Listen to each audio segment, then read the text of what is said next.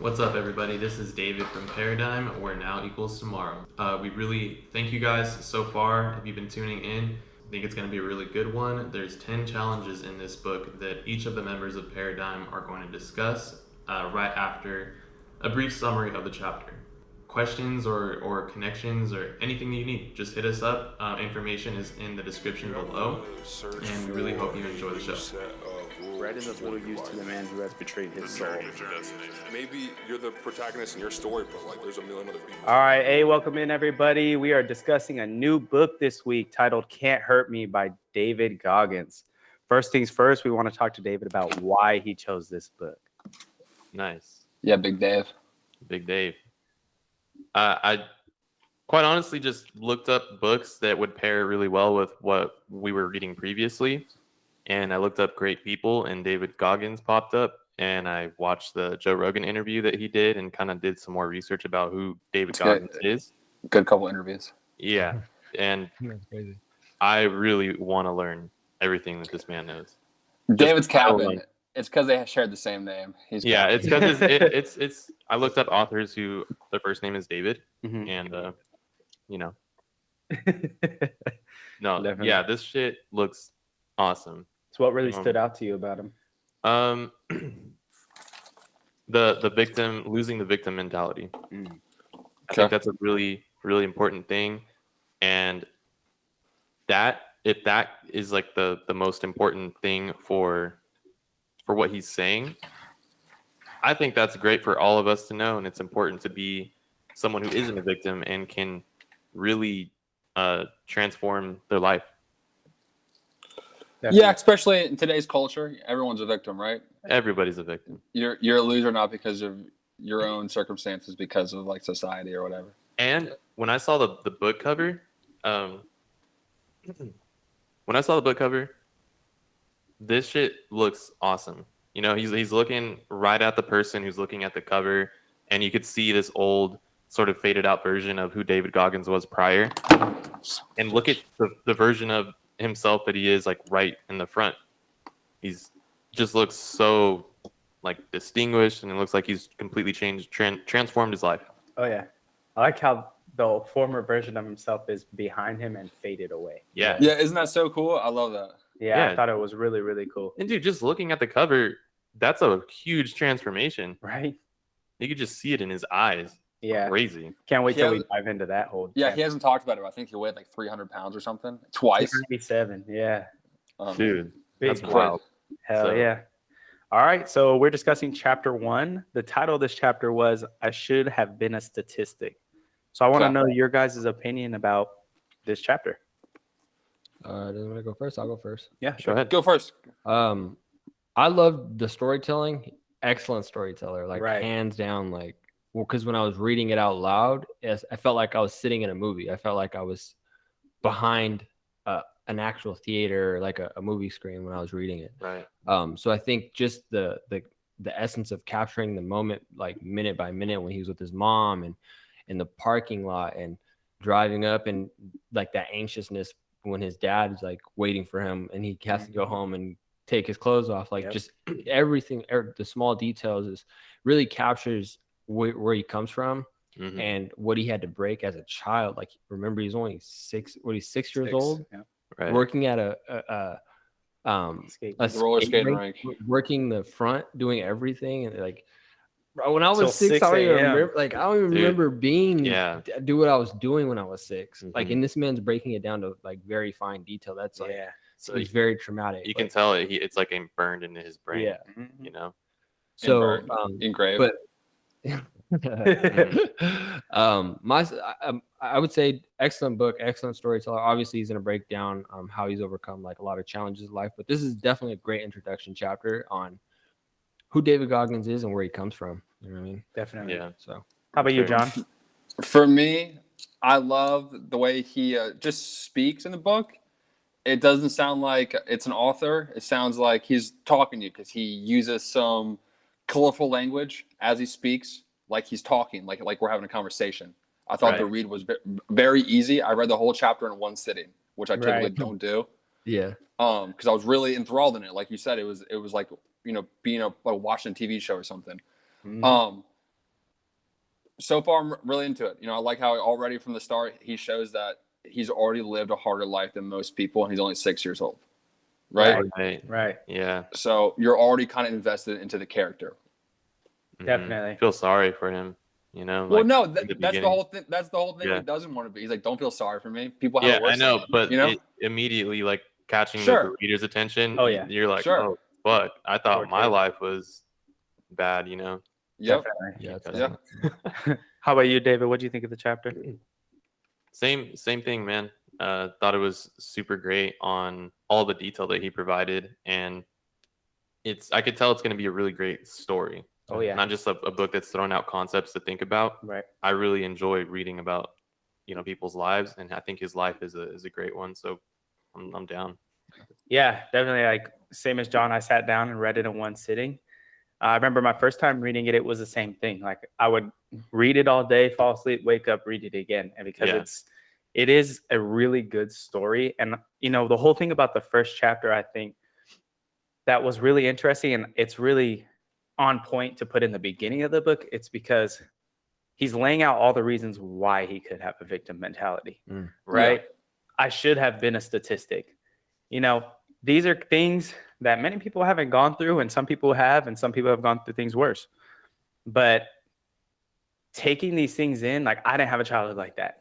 Yeah. I mean, I have my own things, but how can I be in a victim mentality? Like, oh, I grew up in a bad childhood, but then look at this book and be like, oh, well, maybe that puts things in a perspective, Right. So I thought it was a really good book. I like how it's in the beginning. He does start in the beginning. And so I overall really enjoyed the book. One question I did want to ask before we really dive into breaking down this book was, who do we think this book was written for? For me, I feel like it's written for maybe people below the poverty line. Just what I'm getting right now is because it seemed like throughout just this first chapter that like the school system, other people kind of want to funnel him in to just a box and be like, hey, you're not going to make it. Let's just go ahead and put you there right now. Right. And he's kind of showing these people, he's like, hey, look, this is my childhood. Worst case scenario. And still, I was able to come up on top. Not even just like average. He came up on top. He's David fucking Goggins, Right. So, I think he's showing, hey, man, just because the rest of the world wants to put you in a box doesn't mean you have to be there, right? It's your choice. So for all you kids that are hurting out there, maybe like below income parents, or you don't know what's going on, like it's okay. I made it. So can you. Right. Yeah. True. And I think a healing process for him too. Sorry. Oh, yeah. Definitely. Yeah. I was going to say, as a child, I wasn't like, because if he was able to comprehend a lot of this stuff as a young child, I don't know how much he could comprehend, but as this book came out, he's a lot older, obviously. Right. But as a child, I don't think you recognize what you don't want to go through and what you do want to go through. You want to do things that are fun. You want to avoid pain and things that hurt you. Right. But knowing that the long-term side effects of things such as just the anxiety of having to go home and take your clothes off because your dad's waiting for you, like not even getting hit or anything yet, but just anticipation. Just the anticipation. Like I can't even imagine what that does to him. But I would say for the reader that he's targeting is people that sort of have gone through very harsh conditions. If it's family abuse, whatever, it's for those people that are trying to look for the other side rather than living in that victim, or I went through this and now the world should work in my favor. Like everybody should cater to me because that happened to me. Did it happen to you? No. So I should be favored. Right. Like I think he's trying to help people get past that and stop blaming the world for what happened to you. Right. You know what I mean? And you can get over that line. Yeah. So I think that's who he's really targeting. Yeah, definitely. For myself, I would say, I think he's writing this for a person that a large part of their identity revolves around the things that happen to them, right? As a victim. We all have our things. Some things are worse than others. And I'm not going to discount those. But there's survivors and there's victims. And so I think he's really writing this book for people who took what happened to them to heart, and now it's part of their identity. Yeah. One thing I just want to add to that, and I heard it somewhere, but because the worst thing that happened to you, it's very subjective, right? Right. Someone had said the worst thing that has happened to you is the worst thing that's happened to you, but it's different for every single person. So, just because maybe in someone else's eyes it's not that hard, but for that person, it is the worst thing that's happened to them. You know what I'm saying? Yeah. So Right. everyone's going through different stuff. It is subjective, but you just don't know what anyone else is going through. You're not the other person. You're only you. Yeah, to give a comparison to that too, one thing that I like, I don't know if it's a quote or just a statement, but when you're at the bottom, it's better to be at the bottom and know you're at the bottom, because the only way you can go is up. You're right. I mean? Recognizing that you're at the bottom, it's like understanding the worst. Your worst is your worst. You can't fall below that. So now all you can do is go up. It doesn't matter how small or how big, but you can't move further down. You know what I mean? So Yeah. I think that's a positive way of looking at it too. Not just positive, but a very productive way. Yeah. Mm-hmm. How about you, David? Who do you think this book's written for? I think he wrote this book for people. I don't know. It's kind of hard to say. I think the way to answer that would be that just knowing the fact that he's trying to show people that there's really no like difference between him. I mean, obviously that their stories are different, but the potential that you have inside of your mind, you can tap into that, right? Yep. He's very transparent about who he is and where he's come from, and in the Joe Rogan interviews, I think he says, I'm this shit hurts. Like when I'm running, I'm feeling the same thing you guys are feeling. I'm just overcoming that. I'm going harder regardless. Yep. I still feel pain. I'm still human. I'm still this person, and you are too. So fucking go get it, Yeah, definitely. All right, well, let's jump into the summary, huh? All right, Yeah. feel free to jump in at any point if you guys have any points you want to discuss. But I just kind of went through and did kind of a paraphrase of the chapter, cut it down from 30 pages. So Okay. the chapter begins in Williamsville, New York, where Goggins lived on Paradise Road with his mother, brother, and father. Mhm. Goggins states, "Hell was a corner lot on Paradise Road. Moreover, it is paradise. If Paradise Road was hell, I lived there with the devil himself." Goggins tells of his time at school as his safe place, for a little while at least. He still had to hide bruises consciously. Once the bell rang, real life, working every night at his dad's skating rink, Skateland, began. And for that work, David, his brother, and mother never received a cent. In fact, his mother couldn't have a bank account or credit cards in her name. Trueness, David's father, controlled everything, and they all knew what happened if the cash register came up short. Trueness also ran prostitutes across the border to Canada. One evening, David's mother walked in on Trueness having sex with one of them, and on the same couch she put the kids to bed on almost every night. She wasn't clueless to the fact, but seeing it still burned. People begged her to leave, but because she had zero independent means, she couldn't. Trueness wanted it that way. He created an environment such that if she wanted to walk away, she would leave with nothing. That very night, they drove home, and each sauntered to their rooms where Trueness awaited his wife with a leather belt. He began swinging at her, buckle first. She attempted to fight back, but ended up in the bathroom, cowered behind the toilet. Trueness kicked down the door, backhanded her into the wall, grabbed her hair and dragged her down the hall, down the stairs, and stood over her, belt in hand. Goggins states, "It was in that moment my hatred overcame my fear. I ran down the stairs, jumped on his back, and slammed my tiny fist into his back and scratched at his eyes." Trueness paced over to David after throwing him off and began beating him with the same belt that abused his mother moments before. David's mother crawled over to the alarm and set it off, but it was to no avail. The police arrived, witnessed the scene, and did nothing. These types of beatings continued over a year until Betty, an old neighbor, entered their lives. Betty encouraged David's mother to plan her escape. The first step was getting a credit card, but that required re-earning Trueness's trust. Once reestablished, Trueness co-signed on the card. A few days later, Trueness was talking shit about her to one of his friends, and that was the last straw. She walked over to the table and said, "I'm leaving your father. You two can stay, or you can come with me."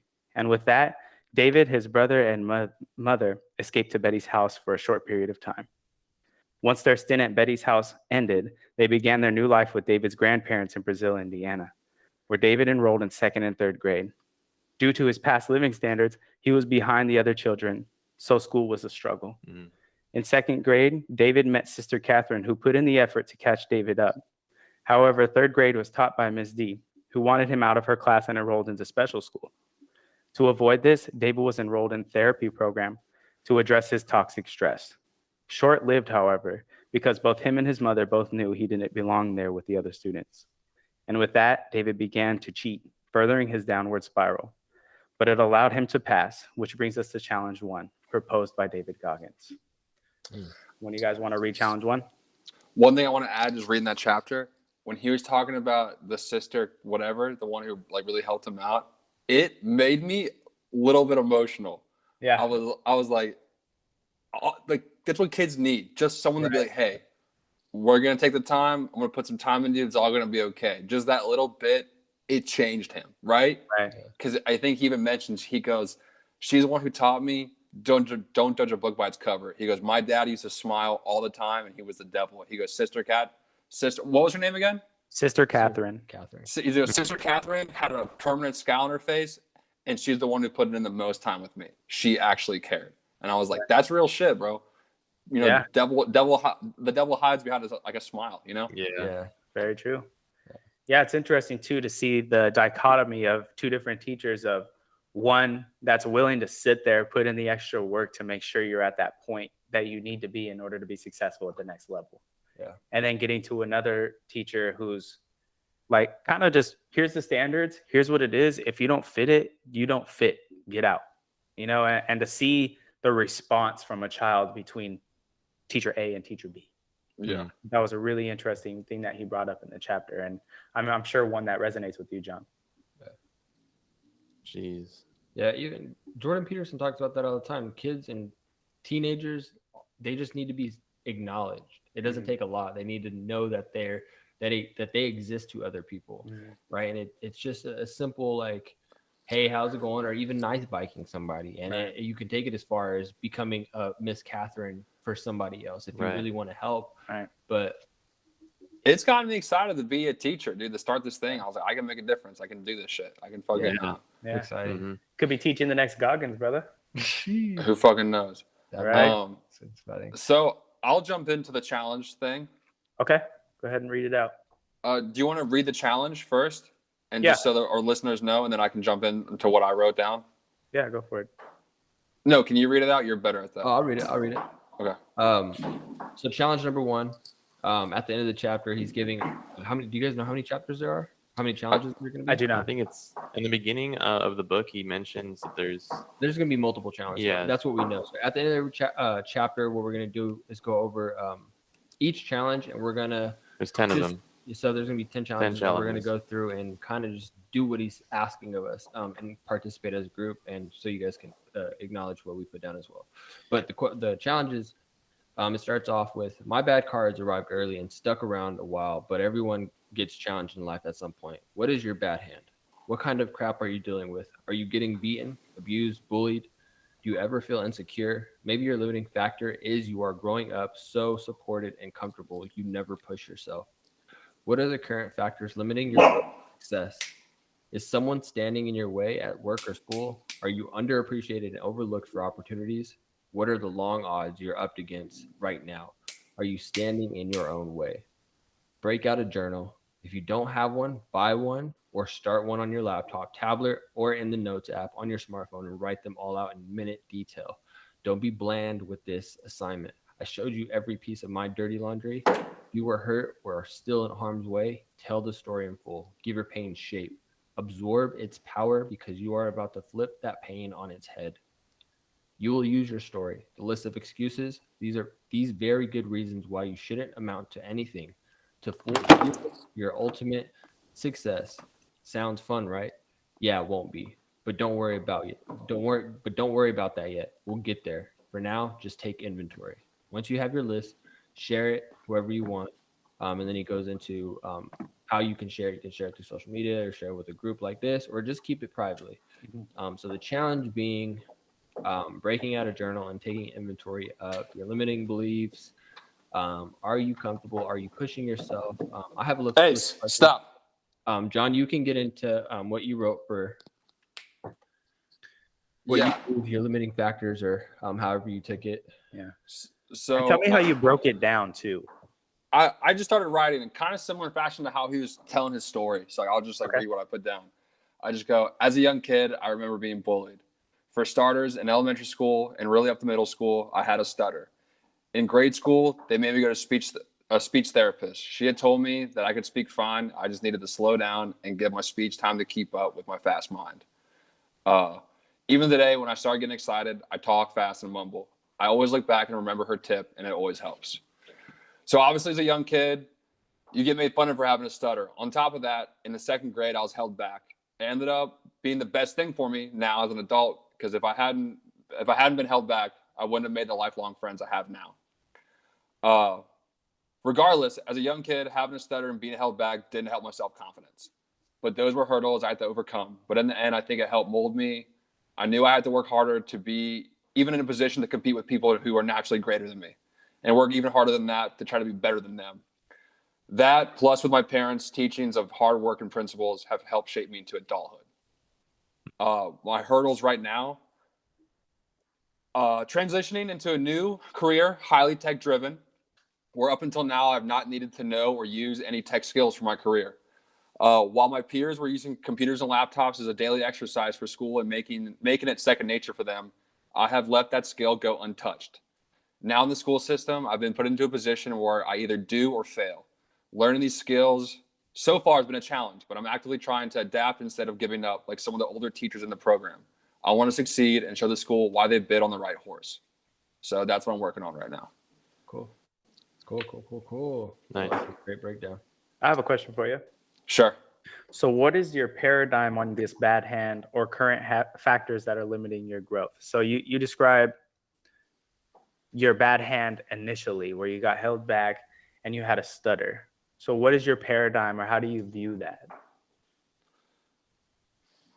That's just life, man. You know, some people are born, not as capable as me. You know, some people are born handicapped. You don't get to pick that sometimes, you know? Mm-hmm. So you just, what you can work on, what you can't work on. I like to think of everything as like a muscle that you can exercise, you know? Mm-hmm. So just like the laptop, the tech stuff, there's a bunch of new programs I got to learn how to use for the school, and it's a muscle I've never touched before. But just like anything else, if I just work at it, like I'll be good at it, you know, at least good enough to be competent in it.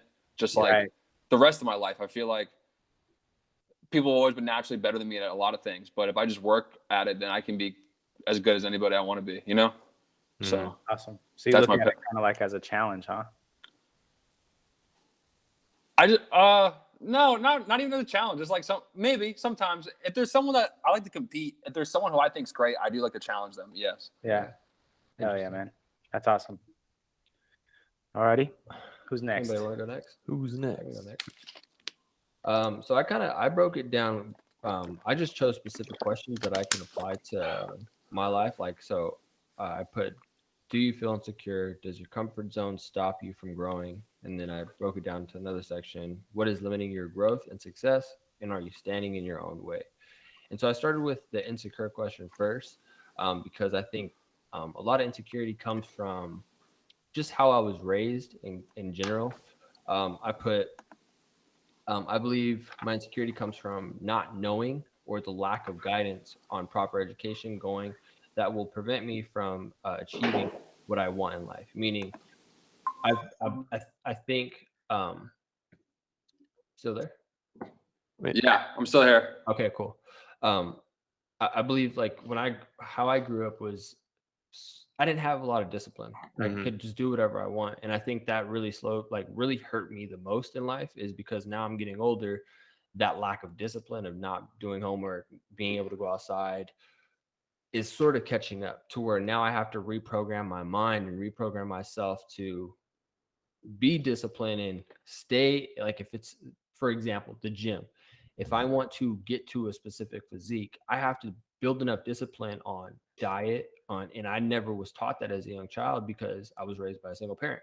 But am I going to blame that on my mom? Am I going to point the finger as if it's the world's fault and I can't overcome situation.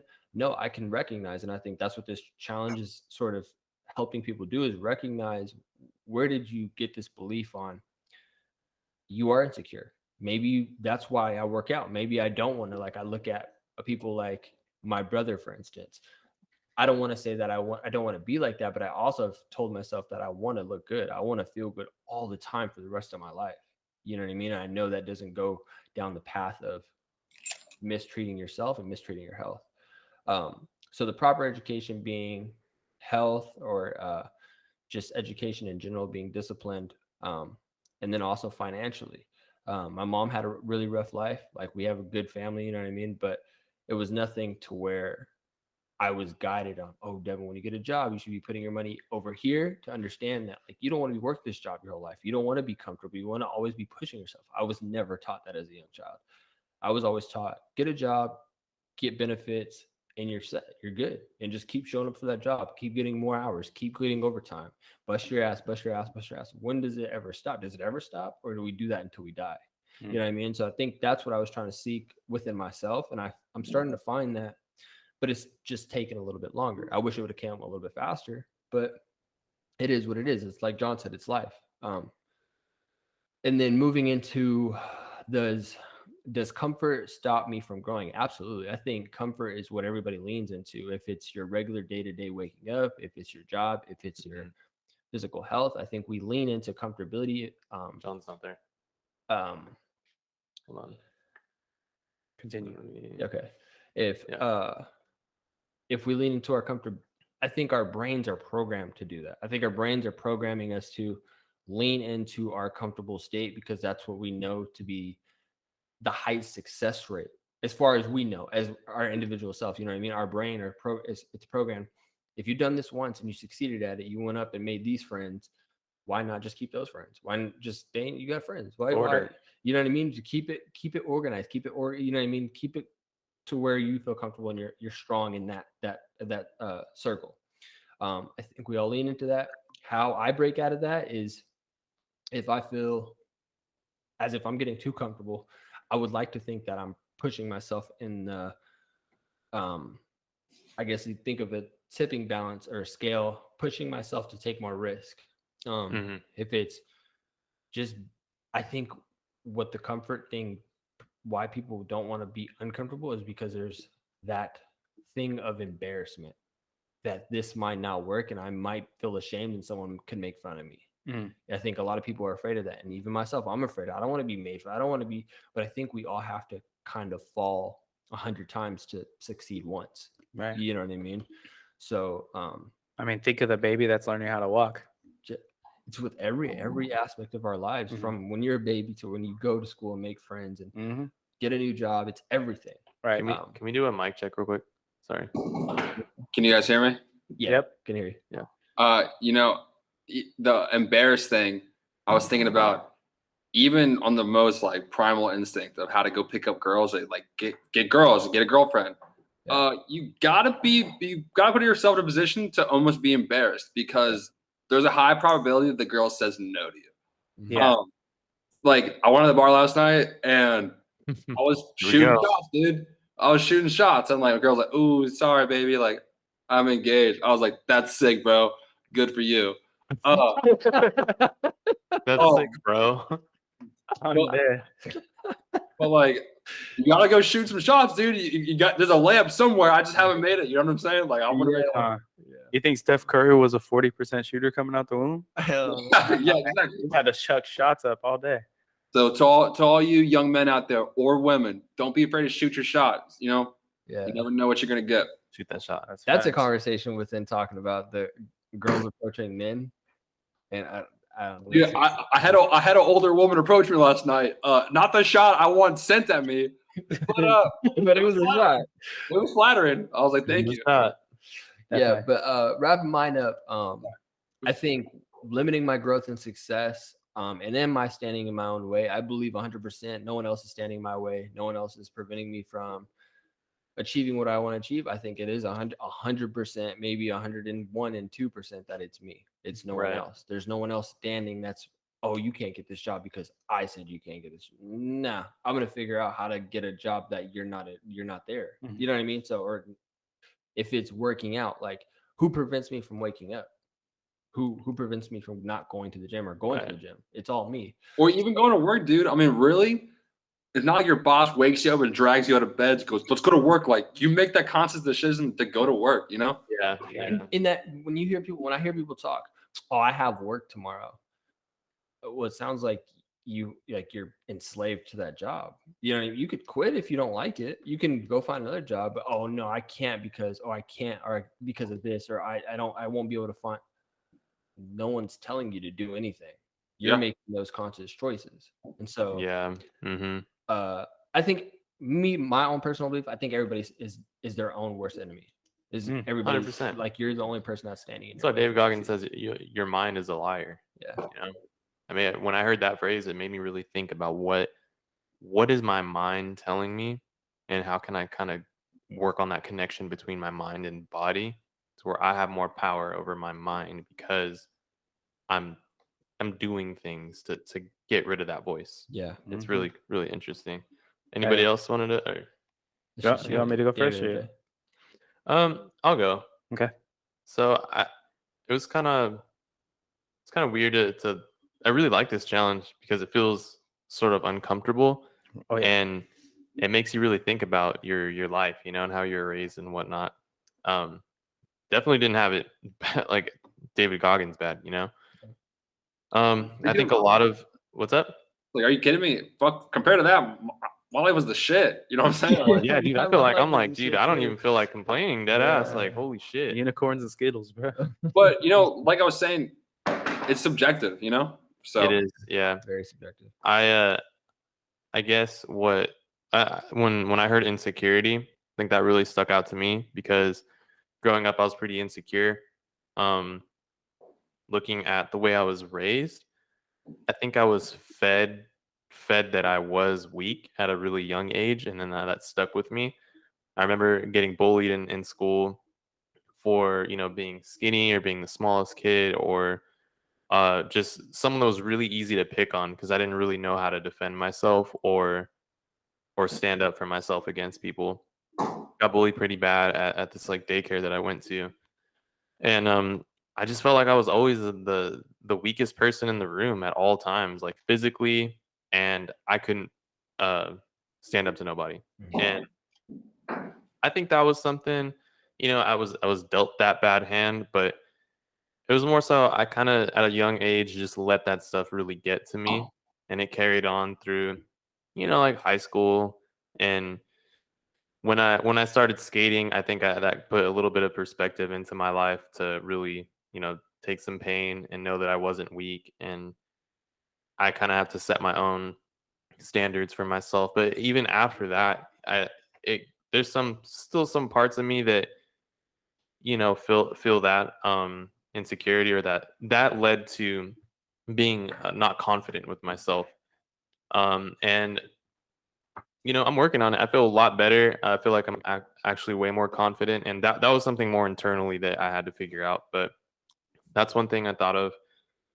And then probably just not having a great relationship with my mother, or what I envisioned as a great relationship with my mother, because I used to base it off of my other friends who would just have like really cool parents that it'd be like you're hanging out with your friends. And I think that was a painful thing for me growing up, because as I got older, it definitely got worse. It wasn't um it wasn't getting better, I would say.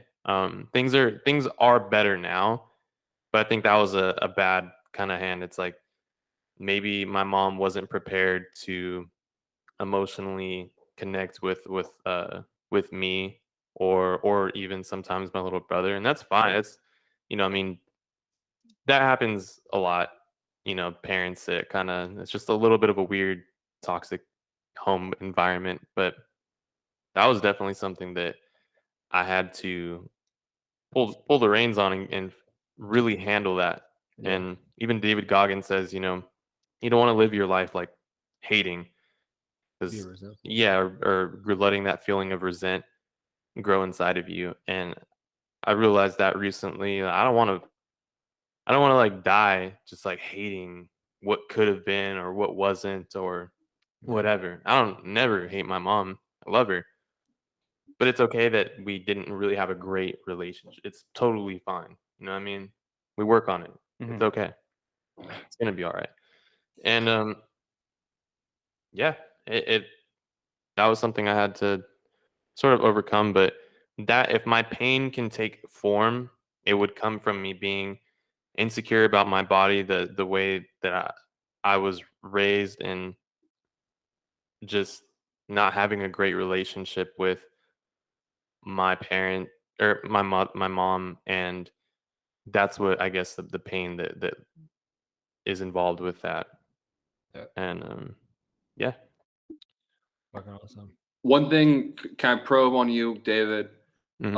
One,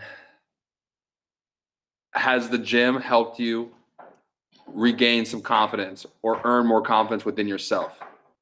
Absolutely, absolutely.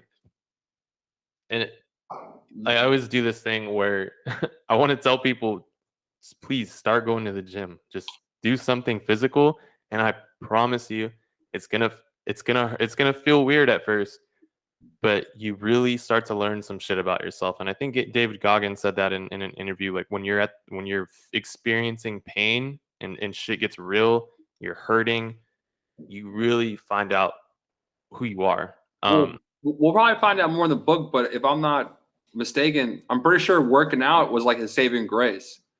Yep. And Yeah, I wanted to touch on it just for anybody listening. For me, I used to always say this shit. I was like, I didn't start making gains in life until I started making gains in the gym. yeah, Uh, it just, I think there's a factor of accomplishment. You earned it, you know, and Yeah. the progress you see, it's yours. It's no one else's. No one else did it but you. And I think, right. and then you feel strong. You're getting stronger. And then when you're stronger, you're more confident. You know, And I and think so working out, it's an upward spiral. It's an upward spiral. right, right, working out for me sort of connected my mind and body a little bit better than it was previously. And you get this weird, I don't it's I think he mentions it too. He wasn't trying to be this super fit you know, bodybuilder type of person. I think it was working out was an outlet for him to overcome that part of his mind that was telling him, no, you can't do this. He pushed himself further and like made his thoughts and his mind is like he made his mind his bitch, yo. Straight up. Yeah. Crazy. And he it's wild. Yeah, Working out, I would highly recommend people yeah, work out. we'll learn more about David Goggins, but I'm just glad that we touched on that subject. To any of our listeners, if you're dealing with anything like that, I think just working out can resolve a lot of issues. All right, Yeah. Jay, what about you? And just kind of going off of that point too, it doesn't have to be like going to hit in the gym. Go play basketball. Go for a run. There's a bunch of different things. So yeah, highly suggest going to the gym. So for myself, I kind of broke it down into the questions. So the first one, first two, was what was my bad hand? What kind of crap did I contend with growing up? Mm. And so I have three things here written. The first one is my mother became pregnant with me at 12 years old and gave birth to me at 13 with no father in the picture. This made for an interesting and confusing first 5 years. And then my mom met my stepdad, who shortly after joined the military. We uprooted our family and moved to Washington State, where no extended family resided.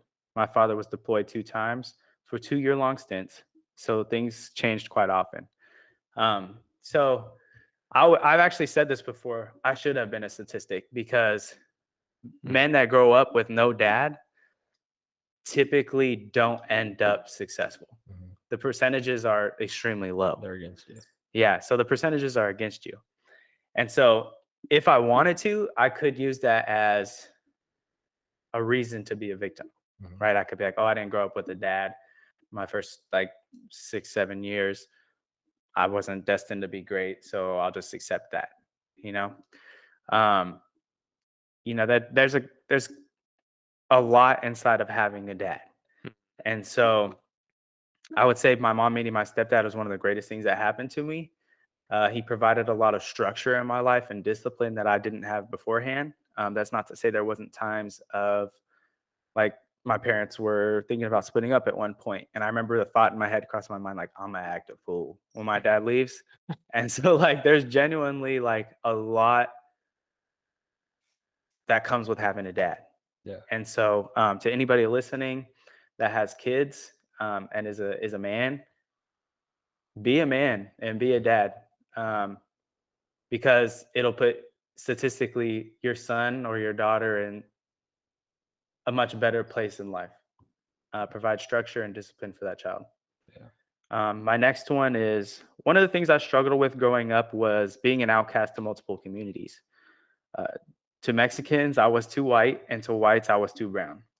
And this led me to find people that were like me, which, were far and in between in the places that I grew up.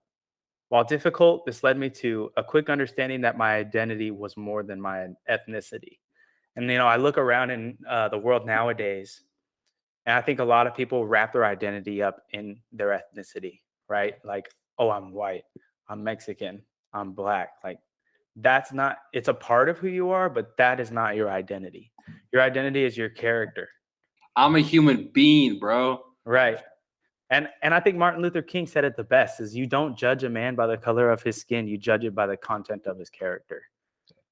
Identity is not your ethnicity. It has a part to do with it. And, being an outcast of certain communities at a young age, I learned that quick. And so when I hear people talk about race or certain problems that come with race, that's not to discount those problems, but I think people hold them in such a high regard because their identity is so wrapped up in being whatever ethnicity you might be. Yep. Right, because they're real things, right? Yeah. So not to discount them, but we No. have come a long way in anything race related. We had a black president, the mayor of my town I live in, he's black. And the school I go to, it's 40% Latino, Right. I think it's 60%. So, it's. Yeah, definitely. So there was actually, it's still on this subject, but there was a trans black Filipino woman that was on the cover of Sports Illustrated. And imagine if that person accepted the idea of, oh, I'm trans, oh, I'm black, oh, I'm a person of color, Filipino, I can't do it. That person would have never been on that cover, right? You are more than your ethnicity. You are more than your sex. You are more than your sexual orientation. You are more than the genitals you have between your legs. And so accept responsibility for your life and quit looking to others to fix it because it's on you. It's your responsibility. Another one I have, and kind of along the lines of with David, I was insecure about my body. I still am to this day. There's things that I've been dealing with for quite a long time. As a kid, I was tested for diabetes quite often. I was put into sports forcefully because I was extremely out of shape. I was always kind of a big kid. And so, there's an insecurity that resided in me and still does to this day of being overweight or higher body fat percentage than I should be. Right. And so to see this year starting the 29th of January to this point now, the progress that's happened, taking fitness photos and, looking in the gym mirror every day or every other day, it's really tackled that. I've taken responsibility and ownership for my body.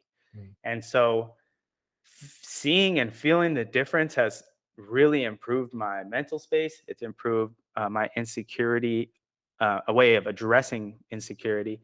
And it's overall improved my content of character because I feel confident. And when you're confident, you act confident. And so moving into that, and I plan on doing it for a while. Like recently, there's a climbing gym called Metal Mark in Fresno. I just got a membership. And so I'm climbing. They have a weightlifting gym. The cool thing about there too is the weightlifting gym, there's never anybody in that bitch. And it's anything you want. They have all the attachments. They have cables. They got squat racks. How much is the subscription? So it's $64 a month. Jeez. But that's talking gym and climbing. Okay. You know what I mean? You get access to classes to learn how to climb. You get all that stuff.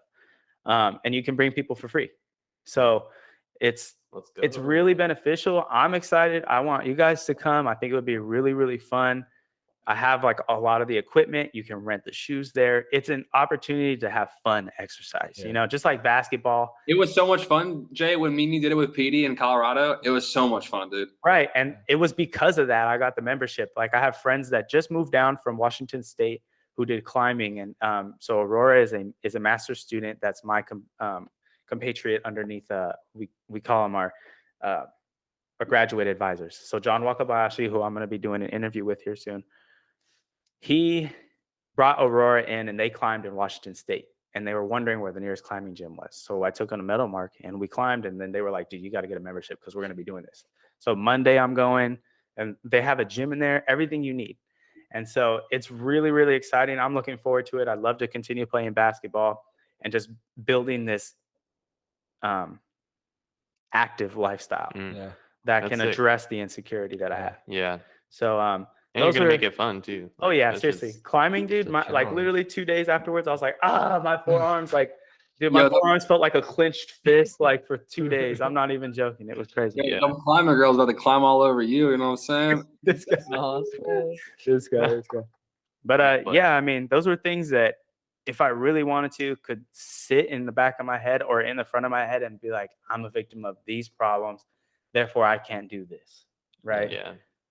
Take responsibility for your life, take responsibility for yourself and ownership for your problems. So towards the back end of challenge 1, there's a couple more questions here. I'll just read them out in my responses. It says, what are the current factors limiting my growth and success? What are the long odds you're up against right now? And are you standing in your own way? So I have 3 bullet points. I said comfort okay. What is the current factor limiting my growth and success? Comfort in my current situation. I feel I can grow comfortable. I've gotten comfortable in my situation, kind of similar to what you stated, is that I've gotten comfortable in order to the point where the line between chaos and order isn't tandem. I'm not doing both as often as I probably should be. Followed by currently the long odds and up against me are obtaining my master's degree in a career. I think if I can, bounce between chaos and order a little bit more effectively, between comfort and uncomfortable, it would be a little bit more successful in that regard. Mhm. And then the last one is I periodically stand in my own way with laziness and unhappiness. If I don't go and do something like go camping or go climbing or do something, I get in my own way by being unhappy, and then it follows up by being lazy. Yeah, same way. So Same exact way. it needs, there needs to be a point of either pleasure or some sort of fun that I can subsequently do in between those things. That'll help me to be in the right mindset of it's time to hustle, and like literally I've been on the road 24 days. I was in July, it was 7 days I was here, and 24 days I was gone. So now I don't have the excuse to be like, hey, I need to do something. Maybe in a month or two, but right now it's hustle mode, Damn, that's good. Yeah. Yeah. How do you anybody can answer this, but how do you know you're effectively balancing between chaos and order? In your sense, it'd be like my life is a lot of order.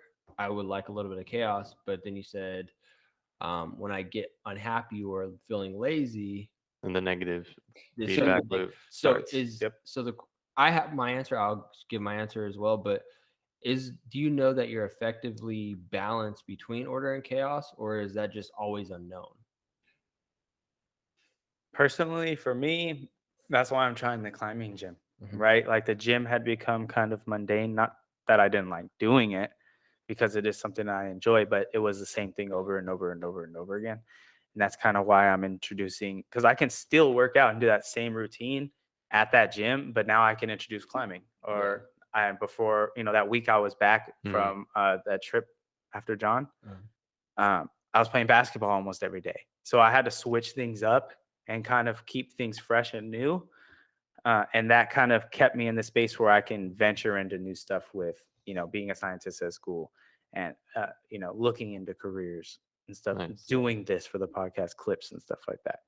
So I think it's about new experiences, feeling uncomfortable with what you're studying. So like with me, when it comes to school, a lot of the stuff I'm studying, I know a baseline foundation of this stuff, but really it's building on top of it now. So it's a lot of stuff that I don't understand. So feeling uncomfortable, and then once that's done, coming home to something that like going to the gym and doing something fun. Something you know. So Something. order and chaos, like it should be an even Very balance throughout the day. identified. That's balance. Yeah. Yeah. Just to go off of that too, because you asked how can you tell if you're balancing it or if you're in too much order, too much chaos. But just a quick little assessment if you're listening. If you can predict what's going to happen, what you're going to do for the next 3 weeks, the next 4 weeks, day by day, pretty accurately, maybe you have too much order going on. Maybe you should try some new things. Maybe once a week, try something new. You know, maybe if you like, for example, I walk ACE. We walk a different route every day, right? Something little like that, right? Because you never know what life's going to bring with you when you take a different walk. I talk to new people all the time. For chaos, maybe if you're looking around your house and the sink's full of dishes, all the clothes are everywhere, you can't even think about what you're going to do tomorrow, or you don't have even a schedule, maybe, or your bank accounts keep being depleted, right? And you don't know what's going on. Maybe you're too far into chaos. Maybe you need to bring some order into it. That's good. That's good advice. Yeah, for agreed. anybody to hear. You know. Yeah. That's cool. Bars. The feeling of stress too. If you feel stressed so much, then there might be a little bit too much chaos. Yeah. If you're feeling way too comfortable all the time, then there might be a little too much order. That's a good one right there. Yeah, because there's a healthy amount of stress. There's a healthy amount of comfort, but you shouldn't go. I was gonna say I think at least for me personally, how I effectively identify chaos and order, if I'm balancing that progressively in a very productive manner, is my emotions, how I feel emotionally, or not emotionally, but mentally. Okay. Like how you mentioned, feeling uncomfortable, but you feel like the uncomfortability is challenging enough to where you feel like you can keep going, building blocks. It's not over challenging to where it's like, I don't know shit and I can't figure this out and I don't want to do it no more. It's like, it's a building block. You know what I mean? And also like the chaos is,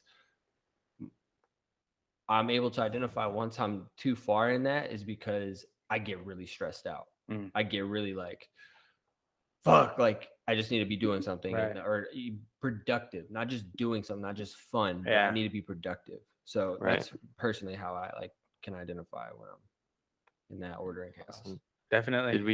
Did we covered all of our challenges pretty well? That is all challenge 1. Yeah. You guys ready to wrap it up? I think we're pretty good on time. Yeah. All righty. Awesome. All right. Thank you very much for tuning in to Paradyme. We really appreciate the viewership. We hope you are doing better than you were yesterday. Make sure you go down to the subscription button. You punch the shit out of it, right? Just hit that thing. Then you hit the like button. You leave us a comment because we love the feedback. And we want to hear your challenges. Tell us about your background. We want to hear all about it because we want to learn. We want to grow along with you guys. Make these challenges, hit today. Now equals tomorrow. Right. Now equals tomorrow, baby. You know the fucking deal. Equals tomorrow, Peace. baby.